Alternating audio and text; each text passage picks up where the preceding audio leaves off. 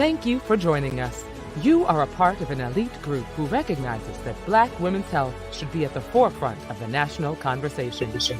We are mothers, daughters, activists, entrepreneurs, entertainers, corporate warriors, and more, who help boost the economy and often drive the national conversation.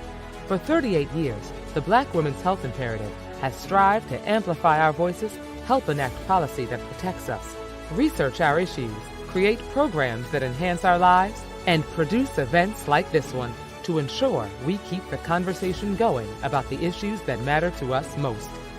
So, let's get started with our program.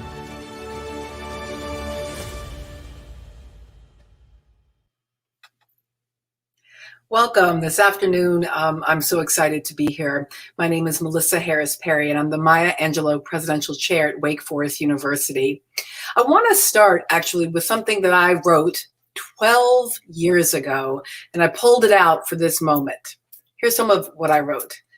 After a 4-year battle with uterine fibroids, I am finally surrendering. Last Monday, I checked into New York Presbyterian Hospital and underwent a hysterectomy. I'm 34 years old. Remember, this is 12 years ago. Women troubles are not polite conversation. Fibroid symptoms can be degrading and embarrassing. The possibility of losing our reproductive capacity makes fibroids hard to confront. But our silence has real consequences. Because we don't talk about it in families, we often don't know that our own mothers, grandmothers, and sisters have battled fibroids. Because we don't tell our friends, we're not there to support one another or share alternative treatments, good doctors to see, useful books to read, or horrifying websites to avoid. Because we don't talk about it in public, there is little pressure from Black communities on the medical establishment to find better alternatives to alleviate our suffering. Now, just a few decades ago, breast cancer was also shrouded in silence and suffering from neglect in the medical field. Women did not discuss their breasts in public or examine them in private, and the medical science search for causes and cures was woefully inadequate. But women turned the reality of breast cancer around by making it a top priority public health issue. And women's health advocates exploded the shame surrounding the disease with pink ribbons, public walks, and aggressive public awareness campaigns. I've been a little bit of that work, a small part of that community, and I know that that work saves lives. Now, I share those words written 12 years ago because I want to frame this at the beginning with all of the personal realities that will undergird the policy conversation we're about to have. I am so pleased to have been asked to be here, both to celebrate the work of the Black Women's Health Imperative and to lead this conversation about suffering in silence, Black women and fibroids. Now, we have a lineup of terrific guests for today. During this hour, we're going to talk with Linda Goler-Blunt. She is the president and CEO of the Black Women's Health Imperative. We will also speak with Soteria Venable, who is the founder of the Fibroid Foundation. We'll speak with Dr. Charlotte Owens, medical director of AbbVie, Inc., who is also a clinical assistant professor of obstetrics and gynecology at Morehouse School of Medicine. And we're going to begin, actually, maybe we won't begin just yet, but we're going to have one more special guest, who I promise we'll tell you about in a bit. We're going to speak in just a little bit with Congresswoman Yvette Clarke, who represents the 9th Congressional District of New York in the U.S. House of Representatives, and who is co-chair of the Congressional Caucus for Black Women and Girls. So we will have that conversation with her. Clearly, this is a very intense day in Washington, D.C. And so when we have an opportunity to have the representative, we will talk with her. But until that time, let me say welcome to all of our other guests. And I actually really want to begin with you, Linda, because I want to understand why in this important week of, it seems like 1 million events you all are doing, you wanted to take time out to talk specifically about fibroids. Thank you, Melissa, and thank you for hosting this really important conversation. There's no better week, there's no more important week to have this conversation. You shared your own experience. Yours, unfortunately, has been multiplied by the millions. What we're trying to do is shine a very bright light, but also give a very loud microphone to women so that we understand we don't need to suffer in silence. We don't need to bear the heavy periods. and think that that's normal. We don't need to go through the crippling, cramping pain and say, well, that's just what happens to us every month because we're women. This is the time when we're talking about justice and health disparities with COVID-19 raging around us, having witnessed the brutal murder of George Floyd and too many others, remembering Breonna Taylor. We need to talk about what's happening in our lives and our health right now. As you said, make it a priority and make sure that researchers, providers, community members, leaders, policymakers understand just how important this issue is, and more importantly, how needless the suffering is. Thank you. We're going to get this into a really collaborative, conversational task in just a moment. But I understand that Representative Clark has joined us, so I'd like to bring the Congresswoman in for a few moments before we begin the rest of the conversation. Congresswoman Yvette Clark, again, she represents the 9th Congressional District of New York and is a co-chair and co-founder of the Congressional Caucus for Black Women and Girls. We are so honored by your presence. Thank you for being here. Let me, first of all, thank you, Melissa, for being our moderator today. And let me say hello to everyone and thank the Black Women's Health Imperative, Linda and her team, for having me. As has been stated, I'm Congresswoman Yvette D. Clark, and I represent the 9th District of New York, which is Central and South Brooklyn. And I am proud to serve this wonderful constituency in Brooklyn. But I'm here today to speak on an issue that I'm very passionate about. And as a survivor of uterine fibroids and the surgical myomectomy that removed them from my body in 2007, I understand this battle that we have ahead of us because this is a condition that, as you all know, affects millions of women across the globe. Uterine fibroids are non-cancerous tumors that affect an estimated 26 million women between the ages of 15 and 50 right here in the United States. What's more is they play a major role in pregnancy-related deaths that is, to this day, disproportionately affecting women of color and minorities. Yet while this issue continues to pose a major health threat, research on the subject is underfunded and public awareness is really minimal. This, I believe, must change. Despite the fact that a majority of women will develop fibroids by the time they reach menopause, it is difficult for doctors to diagnose and treat this condition. Further, while more than 80% of African Americans and about 70% of Caucasians develop fibroids by the time they reach menopause, hospitalization rates for the uterine fibroids are 3 times higher for African American women and twice as high for Latina women. And that's why I'm advocating for more research, more funding, to raise the awareness after a forgotten issue, around a forgotten issue that is disproportionately impacting women of color, and to help rein in a health crisis that negatively impacts the reproductive outcomes of women around the world. A better understanding of fibroids and better funding into their research could be the key to addressing the national maternal mortality crisis and preventing pregnancy-related deaths. It is an issue, as we know, of life and death.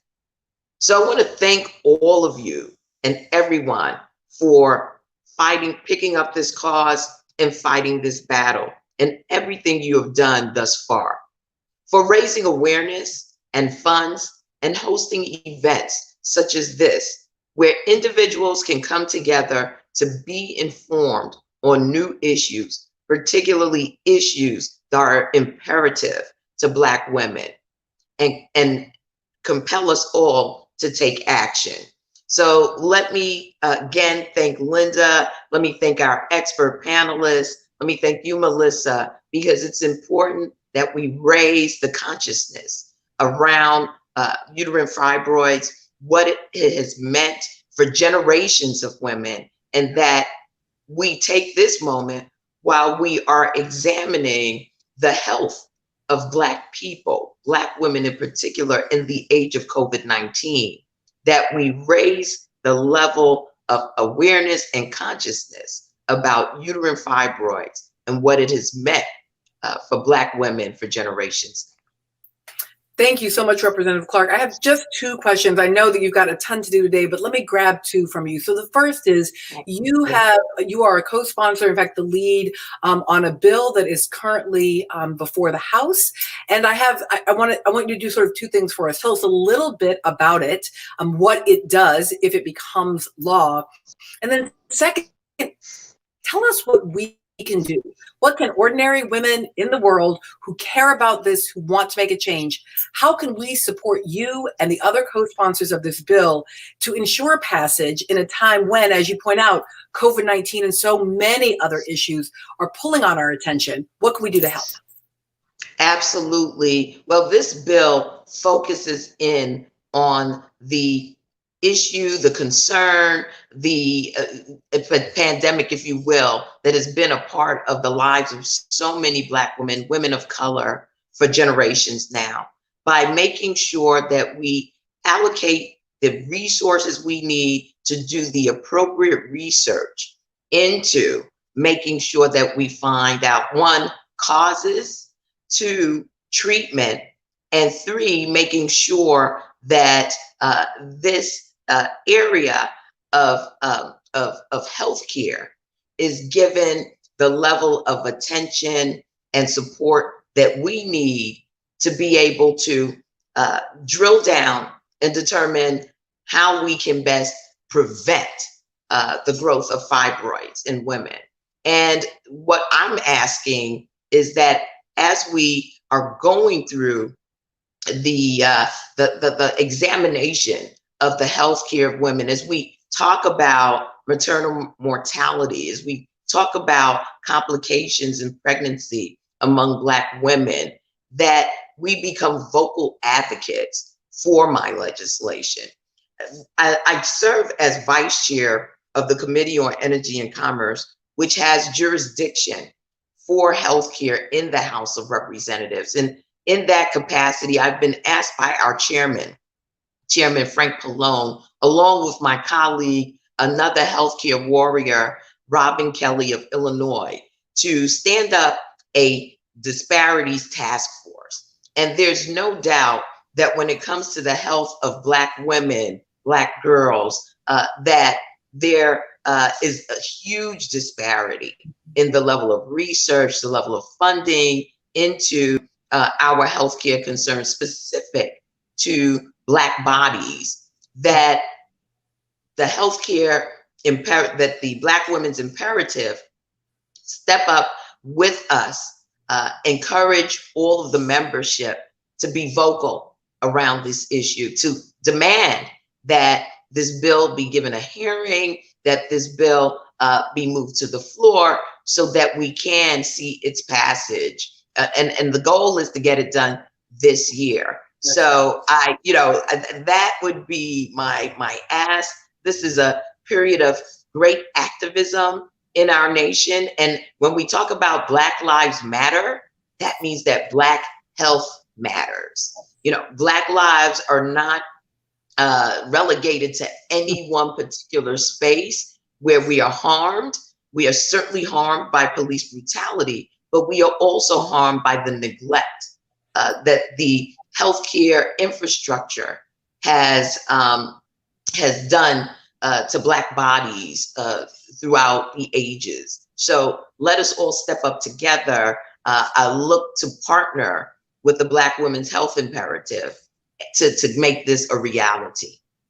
Representative, despite being short on time, I would be remiss if on the day that Congressman John Lewis had his final homegoing, that I did not give you an opportunity with you here with us moments after President Obama completed his eulogy of Representative Lewis. Just if you had a few words you wanted to share, any memory of Representative Lewis you wanted to share with this group. Wow, I've had so many wonderful memories. And what I can say is I've just been blessed to have served with him in the House of Representatives. You know, I remind people I was born just after the Civil Rights Movement. So I was a beneficiary, never got a chance. You know, I'm one of those people who would have been in the streets with John Lewis, right? I would have been sitting at those lunch counters with John Lewis. But I did get the opportunity in the wake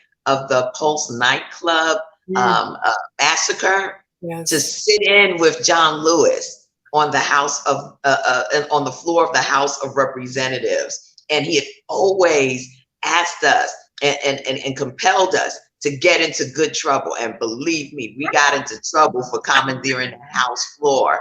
And, you know, that was just one of many, many instances where John Lewis really inspired, motivated, and encouraged members to have the courage, the boldness, the audacity to stand up against the status quo. And that's what I think he has left all of us as part of the legacy that we must all take up. And what I find just as inspiring is his connection to the Black Lives Matter movement that we're all a part of today, the multi-generational, multiracial, multi-ethnic movement that is taking place across this nation, in every city, in every town, in every household.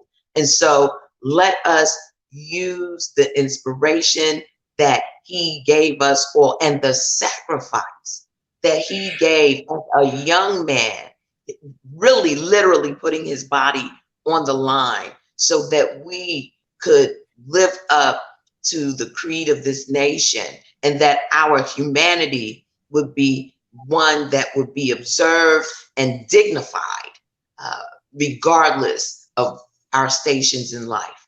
So I'm going to miss Brother John, but he's left us a very rich legacy on which to stand and to move forward. Thank you. Thank you for that remembrance of that giant of a man. Thank you for reminding us to get into good trouble. And I would be very happy to get into any good trouble with you on anything at all times, but especially Melissa, you are the queen of good trouble. So and bad trouble too, here and there. But just know that the Black Women's Health Imperative, we're all with you. Any work that that this organization can do to make sure that your work around Black women's health is uplifted and that we get this done this year, we're ready to make that trouble for that. Wonderful. Thank you so much, Melissa. Let me thank Linda and the team once again. You all are doing a great service to women, Black women in particular, across this nation, and we're truly grateful. Thank you so much, Congresswoman. Thank you. So I'm going to bring back in the rest of the panel at this time. If you're not feeling inspired yet, I can't even imagine what would make you feel inspired. So this is the moment now. I think we can start to turn to some of these big questions. What we know is that there is action. This is not just conversation. Although conversation matters, ideas matter, but talking with the representative helps us to remember that this is a moment of action. We have a real possibility and opportunity right now to impact and to change what is going on with Black women's health and lives. So actually, I want to begin by going back, by beginning here at this moment with Dr. Charlotte Owens. And if you can help us so that we know, I'm even, as Representative Clark said, a survivor of fibroids, but I still think it's always useful to just really understand what are fibroids and what are the kinds of treatments that women are typically given as an option, just like from the beginning, so that we're all on the same page. Place to start. That's a wonderful place to start. The uterus is made up of muscles, and the fibroids actually arise from that muscular tissue. And we describe them based on where they're actually located. So they can be within the lining of the uterus, they can be totally within the wall of the uterus, or they can be just under the outer surface of the uterus. But there can also be fibroids that transect any of those planes. And they're non-cancerous tumors that for many women may have no symptoms at all. However, in many, many women, the primary symptom is really profound, heavy, or prolonged bleeding. There can be other symptoms that the Congresswoman spoke about also with respect to infertility issues and also pregnancy complications. And these are quite serious. Not only can you have issues getting pregnant, but you can have trouble carrying the pregnancy to term or even during delivery. And then finally, based on the location and the size of fibroids, you can have what we call bulk symptoms. Because these tumors are very hard and rigid, they can press on the surfaces of other organs and cause issues there too. So that's in general what fibroids are. So I want to pick up on something you just said that was also reflected in the Congresswoman's comments, and that is the possibility that fibroids are linked to these data that I think more people have become aware of in recent years about both infant mortality and maternal mortality, and the ways in which both that Black infants are twice as likely to die before their first birthday than white infants, and that Black women are twice as likely to die from maternal mortality within those first, either during childbirth, pregnancy, or within those first 90 days. So is that right? Are fibroids potentially or possibly linked to those two horrifying statistics? So fibroids can be linked to complications of the pregnancy and the delivery. So for example, the fibroids themselves can cause competition for the space in which the baby is trying to grow, and that can cause some deformities. It can also lead to preterm labor, which also leads to preterm birth. And also there can be pregnancy complications. Sometimes the baby's not able to rotate into the proper position, or you're not able to get effective contractions. And then if that leads to cesarean section, the mere fact that you actually have to cut into the uterus around or through these fibroids makes delivery even more complicated, and the risk of bleeding actually can go up exponentially. So there's definitely a tie to what you were saying, infant mortality and potentially morbidity, depending on when this complication occurs. And obviously the mother is there the entire time. And so there's actually complications that can be directly tied to this condition. And that's why it's so very important that we recognize this. I think something else that the Congresswoman said is also worth really underscoring. The rate of disparity for African American women is very high. And what you also realize is that fibroids can grow much earlier and actually continue to grow much later in the lifespan of an African American woman. And why is this important? Because it helps you really understand that this is a condition that can start as early as your 20s and affect you all the way through the time of menopause. So it's not just a one-time, one point in your life complication. It's a lifetime complication potentially for women who are symptomatic with uterine fibroids. So I so appreciate you making that point. So Terry, I want to come to you on this because I've been on your mailing list forever, ever, and ever. And I feel like maybe we first met around or first engaged around these questions after I had made the decision to have a hysterectomy in response to the symptoms of my fibroids. And interestingly enough, in part because of what we just heard from Dr. Owens, that I was given a variety of options, but also told the one and only thing that is certain to mean that it will never come back, that you'll never experience these symptoms again. You'll never be, chewing on ice all day and night because of the iron deficiencies, all of that, is a hysterectomy. And at that time, that was, and I've never regretted it per se, but that is how I felt like I had to move forward because there was nothing else that was certain, that was 100% in that way. Mm-hmm. So Sarah, I just want to come to you because I know that after, in all of the being on the mailing list and talking with you and all of that, part of what you want to do is make sure that women know they have lots of options for treatment. Mm-hmm. Absolutely. And thank you. Well, hysterectomy is the #1 treatment, unfortunately, for uterine fibroids at this time. Annually, there are about 600,000 hysterectomies that take place in the United States, and half of those are due to uterine fibroids. And there are two key messages that I think it's important for women to know. One is that recent research out of Mayo Clinic has shown that over 80% of hysterectomies that take place where fibroids are present are not necessary. So that's very, very important. There are other treatment options available. The other key messaging point that I really focus on is that traditionally, there's been a conversation that women have had with their provider that you're done having kids, you're at this age, why don't you have a hysterectomy? And we want to emphasize two things with the doctor. One is that regardless of a woman's fertility concerns or goals rather, she wants to keep her uterus. You know, it's a part of her body.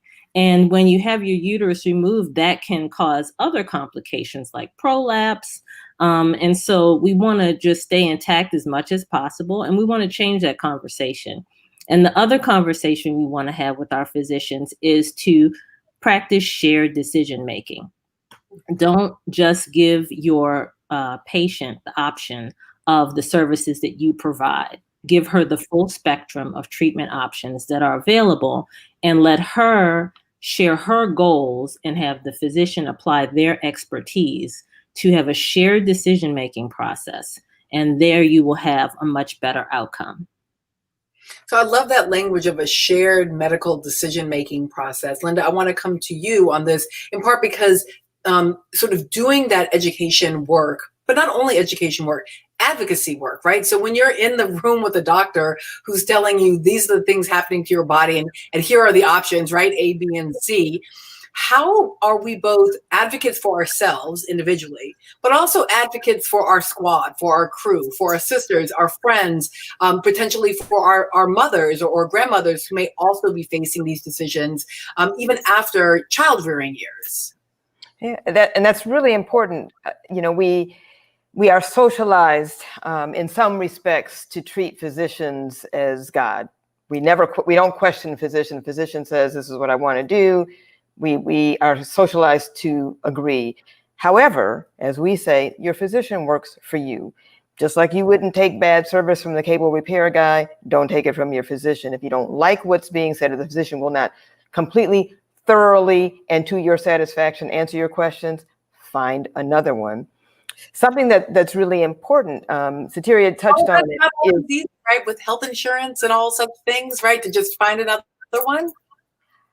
Well, you know, if you are insured, yes, you can find another one. I mean, you know, sometimes insurance plans limit your selection, but it is possible. Even if you have public health insurance, you do have some choices. But we've got to make sure that women know to act on them and don't just take it, you know, when they don't like what's going on. I do want to just touch on something Sateria said, that physicians, not all, Dr. Owens is certainly the exception, one of the exceptions, but they've conditioned to, if you're post-childbearing age, like this uterus is this thing you don't need anymore. I wouldn't cut off part of my ear. I mean, I know the top part is not really doing anything, you know, unless I'm wearing glasses. You know, the point is, you know, how are women valued? And in particular, how are Black women valued? And one thing I just want to mention, because you talked about risk factors and Dr. Owens talked about them, there's quite a bit of research now that looks at a causal relationship in Black women between experiences of racial and gender discrimination and uterine fibroid tumors and all of the consequences that result. So physicians, researchers need to understand this is not just biology. We are impacted by our social environment and toxic stress, and we see it now. And I'm really concerned about where Black women may be in 10, 15 years. Linda, I think we cannot say that enough. There is a way that we talk about Blackness and race in America that confuses people into believing, or they are themselves confused before we begin to talk, believing that it is a biological reality, right? But race is not a biological reality. Right. So the stickiness, right, of the challenges, whether it is fibroids, maternal or infant mortality, the injustices, right, around race are socially constructed, right? They are created by our living conditions, by our history, by our past, in a country where children always took the status of the father. Enslaved Black women had no choice but to pass on through their uterus enslavement to their children. So should we be surprised that the uterus of a Black woman in America, whose whole legacy is connected to the reproduction of labor in enslavement and in Jim Crow, would have physiological consequences associated with that? So in part, what I want to do, knowing that, thank you for like bringing that forward in such a clear way, Linda. I want to put the Congresswoman who's hanging out with us a little bit here and Dr. Owens together, because this is a moment when the medical and the political actually do connect. So Dr. Owens, if you could begin by telling us about some of the clinical trials, and then Congresswoman, if you could talk to us about how the legislation might impact the ability of these clinical trials to move forward. So Dr. Owens, can you begin by talking about these new clinical trials? So some of the clinical trials that I've been a part of through my company were really designed to offer a non-surgical treatment option for women who were suffering with uterine fibroids. And I think one of the really important things about it was not just what was the desire of the medication, but how really we wrapped ourselves around the patient in conducting these clinical trials. At the heart of our clinical trials were intentional thoughts and, most important, actions that were really designed to provide wraparound services and programs that made participation in the clinical trial partnership with the ladies that were participants. We identified and removed barriers to participation, partnership, and research. Removing that, we were actually able to do several things. We not only allowed women to fully participate in our clinical trials, but we promoted health awareness, not only about the clinical trials themselves, but also about the general health of what it means to be a powerful, strong woman. And we created an environment where they actually were feeling inclusive because they were an equal partner. And what that means is in that environment, participants felt welcomed, respected, supported, empowered, and able to bring their authentic self and to express themselves at all times during the clinical trials. And why is this important? This is important because we need to be accounted for in clinical trials, because that is the only way that you know whether or not someone like you may actually benefit from a treatment therapy down the road.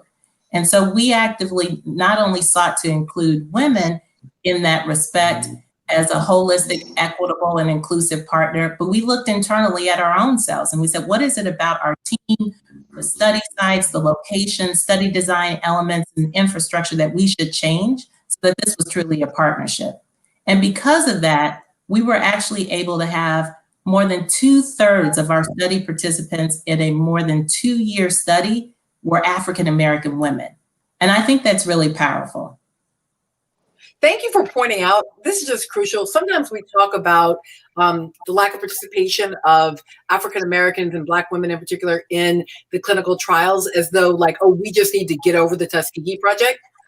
And so thank you for pointing out that there are continuing real world today injustices of the healthcare system over and against Black women. And so if you're going to do this work, you have to actually change how you do this work. I'm thinking here of Dr. Monica McLemore in San Francisco and the work she does around nursing and Black mamas, and how it matters how you approach community when you are doing research. So Representative Clark, knowing that we've got these clinical trials, this is a moment when I think Americans are finally really understanding some of the cogs and connections in the American healthcare system and in the public policies that either fund or don't fund work around this. So what difference can it make if we finally get some of this like public resources behind this? Well, it makes a world of difference, Melissa. That my bill is HR 6383. It's the Uterine Fibroid Research and Education Act of 2020. And it would undergird all of the work that is being done currently, from clinical trials for different therapies to really making sure that we're educating the public, we're educating Black women, Black girls very early on, so that one, if there's a means of prevention, folks are cognizant of that. But in the case where we may need treatments, that we're focused on those specific therapies that need to be developed in order to help women go through the treatments they need in order to address the fibroid condition. You know, what often happens, and I've heard this from a number of women just anecdotally, they will have fibroids removed only to see them reoccur again. And so there's so much that we don't know about fibroids, that women don't know about how they should be treated and how early on in the development of fibroids they need to be addressed. I've heard some women being told by their gynecologist that, you know, don't worry, you have one fibroid, you can live with that, only to find out that they have multiple fibroids that they can't live with. And so it's the misinformation, the misdiagnoses, it's the lack of treatment, the lack of taking seriously the health, the reproductive health of Black women that put us all at risk. And my bill would really drill down on that and make it possible for those who are in the clinical settings to have the resource, support, and focus that they need, sustained focus over time to really get the breakthroughs that we need to undergird, uplift Black women's health. Soteria, can I bring you in on this? Because I feel like so much of what, as the Congresswoman was speaking, I was like, yes, that question of respect, of getting the right information, of trying to figure out even sort of what this crazy landscape is. That's been so much of what you've done. I also want to just mention to our audience as Soteria begins to respond here, we've still got another 7-8 minutes. If you do have questions, go ahead and submit them, and we'll pose those questions as well. But go ahead and sort of respond to that question of. Sure. So I want to first thank Congresswoman Clark for her leadership. Dr. Owens and I had close to 50 meetings on Capitol Hill advocating for this bill, and it was beyond heartwarming in the midst of the initial shutdown from the pandemic to learn that you had forged ahead during those challenging times and introduced that bill. And it just, for someone who's been advocating for 13 years, it just showed the power of how people can transform an experience and that there are silver linings despite what's going on in the world. And I cannot tell you what that meant to me. So thank you so much for that. And I think that you echo a lot of what is really still very prevalent. I think in our meetings on Capitol Hill, we tried to focus on making the experience of living with fibroids palpable for people. So I talked a lot about being on an airplane, flying from East to West Coast and not being able to get up and having a gush at the end when you stood up to get off the plane, you know, and just ruining your clothes, and what people experience, women experience day to day to day. And I think it's important to note that it's still very hard to find a minimally invasive gynecologic surgeon. Most of what we do to help our members is to find good, reliable healthcare providers to care for them, because they're still being given hysterectomy, regardless of their age. And so what we're trying to do to support this legislation that's going to bring so much more attention to this issue and help us to delve into the research, we've asked our chapters and our 26,000 members to really delve into writing Congress in support. And they are active. They are so excited about this, about writing Congress. They're excited about the bill. I think that's the most conversation that we've had during Fibroid Awareness Month was over the bill that you introduced. So I hope that answers your question, Melissa, and thank you.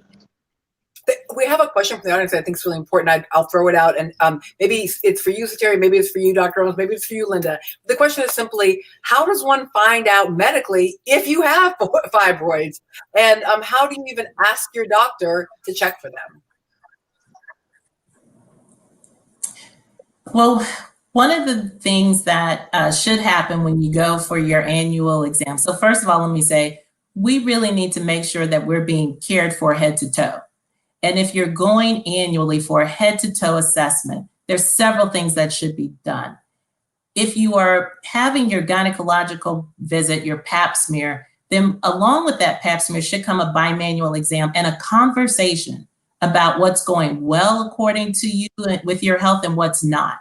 The main symptom of fibroids is heavy menstrual bleeding by far.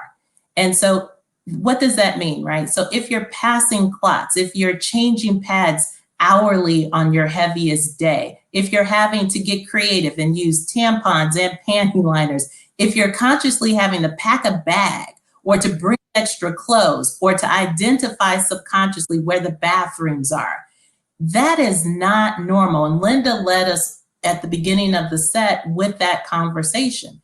It's not normal to hemorrhage every month. It is not a rite of passage. So when you're going for your physical exam, you can even feel them. When we do what's called a bimanual exam, fibroids are palpable. But even if I can't feel it, if you tell me that you're having certain symptoms, pressure, pain, heavy bleeding, etc., then they're easily identified with an ultrasound. Now, there are more things in the workup that should be done, because just because you have a fibroid, it doesn't mean that's the only potential cause of bleeding. So we have to rule out other things. And so I would encourage women to go to websites. The American College of Obstetricians Gynecologists is one website that offers publicly available information. CDC has information, NIH has information. The Black Women's Health Imperative, who we're here to help celebrate 38 years of doing strong work for women, they have information. The Fibroid Foundation has information. There are a host of places where you should be able to find out these sorts of questions and find these sorts of answers to these sorts of questions. But most importantly, it's really that shared partnership.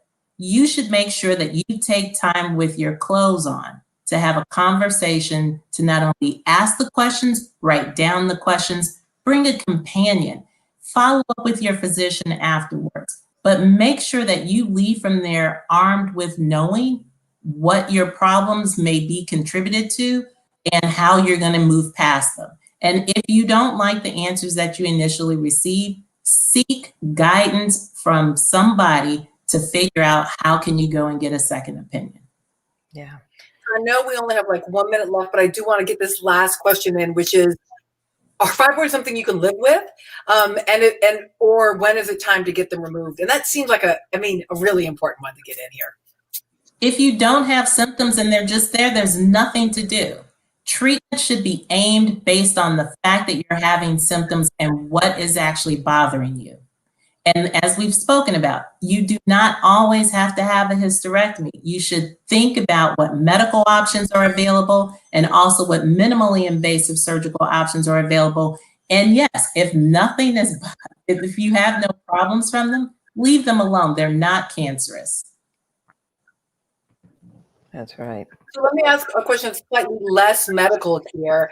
How can we encourage Black women to participate in trials? What are the kinds of trials that we would want Black women to be engaged in? Linda, maybe this one's for you. Yeah, thank you, Melissa. And I'm so glad to see the Congresswoman back, because we certainly have supported her bill and we support her 100%. And something that's important when we talk about clinical trials, we talk about evidence-based approaches, and so this evidence comes from clinical trials. But what becomes evidence depends on who's conducting the research, who's asking the questions, who's participating, who's collecting the data, who's analyzing it. Well, if we're not in it, then we end up getting a body of evidence applied to us, and we had nothing to do with its creation in the first place. So that's one of the many reasons we support the Congresswoman's bill, because it's going to make sure that the right people ask the right questions of the right people and do the analysis in a way that benefits the right people. And Dr. Owens is, that one beacon who understands that Black women will participate in clinical research. She's an advisor on a project of ours to help the everyday woman understand the importance of clinical research. It's called TEACH, Trained Empowered Advocates for Community Health.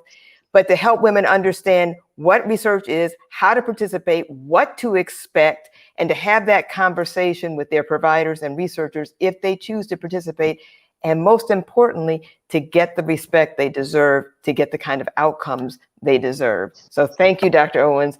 Thank you, Congresswoman Clark, for all of your work.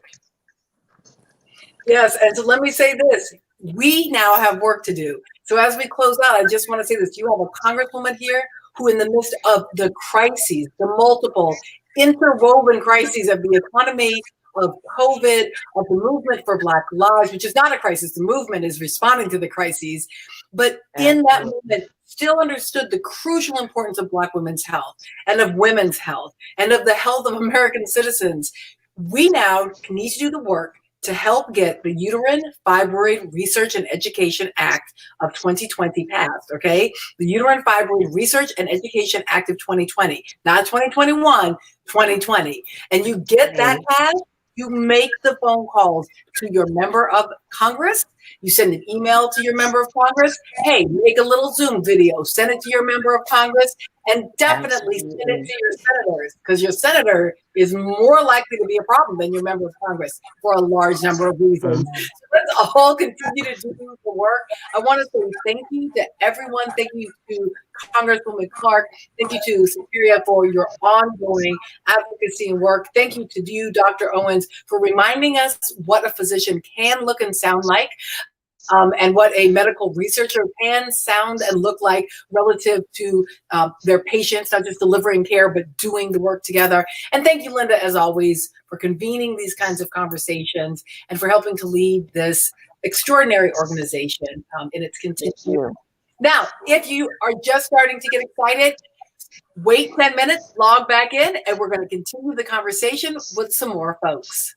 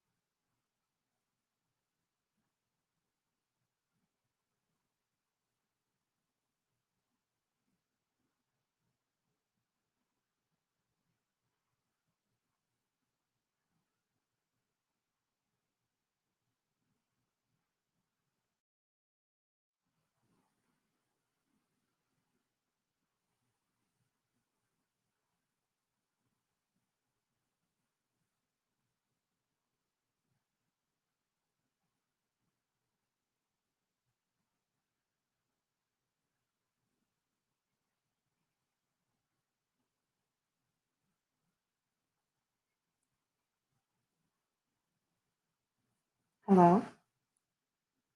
Hello? Yes?